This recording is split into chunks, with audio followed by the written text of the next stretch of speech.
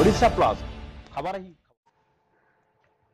କଅଁସରଗଡ଼ା ଗ୍ରାମ ପତିତ କିଶମ ଜମିରୁ ଗଛ କଟାଯିବା ଅଭିଯୋଗ ନେଇ ଗ୍ରାମବାସୀଙ୍କ ଜିଲ୍ଲାପାଳ ଓ ବନଖଣ୍ଡ ଅଧିକାରୀଙ୍କୁ ଅଭିଯୋଗ।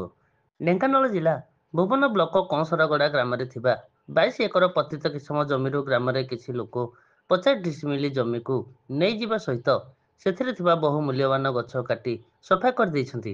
ଏହି ଘଟଣାକୁ ନେଇ ଗ୍ରାମବାସୀମାନେ ଆଜି ଜିଲ୍ଲାପାଳ ଓ ବନଖଣ୍ଡ ଅଧିକାରୀଙ୍କ ପାଖରେ ପହଞ୍ଚି ତୁରନ୍ତ ସମାଧାନ କରିବା ପାଇଁ ଅନୁରୋଧ କରିଛନ୍ତି। ଢେଙ୍କାନାଳରୁ ବଳରାମ ସାହୁଙ୍କ ରିପୋର୍ଟ, ଓଡ଼ିଶା ପ୍ଲସ୍। ମୁଁ ହେଉଛି କଅଁସରଗଡ଼ା ବିଜୟ ମହାନ୍ତି।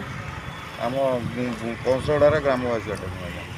କ'ଣ କି ଆମର କଅଁସରଗଡ଼ାରେ କିଛି 22 ଏକର ଜାଗା ଆମେ ଜଙ୍ଗଲ କରି ତାକୁ ରଖିଥିଲୁ, କିନ୍ତୁ ଆମ ଗାଁର ଜଣେ ପୁଷ୍ଟିମେୟ ଲୋକ ସଞ୍ଜୟ ଜେଟି ସେ ଜାଗାକୁ ତା ଭିତରୁ 50 ଡେସିମିଲି ପଟ୍ଟା କରି ଆମ ଗାଁର 5 ଏକରରୁ ଉର୍ଦ୍ଧ୍ୱ ଜମିରୁ ଗଛ ସବୁ କାଟି ନେଇଛି। ପ୍ରାୟ 800ରୁ 1000 ଗଛ ସବୁ କାଟି ନେଇଛି। ଏ ବିଷୟରେ ଆଜ୍ଞା ରେଞ୍ଜରକୁ ଜଣାଇଥିଲୁ। ରେଞ୍ଜର କିନ୍ତୁ ଆଜ୍ଞା ଆମକୁ ଆଜ୍ଞା କହିଲେ ଏସବୁ ଅନାବନା ଗଛରେ ଆମେ କୌଣସି ପ୍ରକାର କେସ୍ କରିପାରିବୁନି। ଇଏ କିଛି ଦାମିକା ଗଛ ନୁହଁ, ଇଏ ଶାଗୁଆନ ପିଆଶାଳ ଗଛ ନୁହଁ। ତେଣୁ ଏଇ ଯେଉଁ ଗଛ କଟା ଯାଇଛି ଏ ଗଛ ବାବଦରେ ଆମେ କିଛି କରିପାରିବୁନି। ରେଞ୍ଜର ଆଜ୍ଞା ଆମକୁ ବହୁତ ଅବହେଳିତ କଲେ।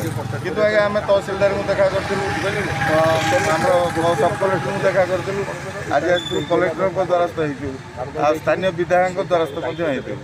କିନ୍ତୁ ଏପର୍ଯ୍ୟନ୍ତ ଆମକୁ କୌଣସି ସୁବିଚାର ଫଳ ମିଳିନି। ଦେଖାଯାଉ ଆଜ୍ଞା ଆଗକୁ କ'ଣ ହେଉଛି। ସେଥିପାଇଁ ଆଜି ଆମେ ଆଜ୍ଞା ସମସ୍ତ ଗ୍ରାମବାସୀଙ୍କୁ